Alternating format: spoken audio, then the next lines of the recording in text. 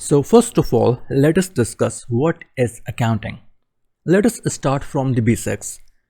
Organizations earn money, they spend money, they own many different valuables like property, plant and equipment, and sometimes they owe money towards others like bank loans. So recording all the earnings, spendings, ownerships and obligations is the first step of accounting.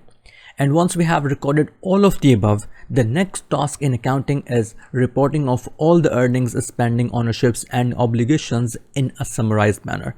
So we can say that accounting is recording and reporting of all the earnings, spendings, ownerships and obligations. Let's take an example of a restaurant. A restaurant earns money by selling food and drinks. It makes a lot of different expenses, for example, rent, utilities, salaries, for example. It owns many different valuables, for example, cash and bank balances, property, plant and equipment, furniture and fixtures, and finally motor vehicles. And it may have obligations toward others, for example, credit card bills or bank loans. So accounting in a restaurant would be to record all those earnings, spendings, all the valuables they have owned and all the obligations. So that is the summary: recording earnings, spendings, ownerships and obligations, and preparing reports out of this data is what we call accounting.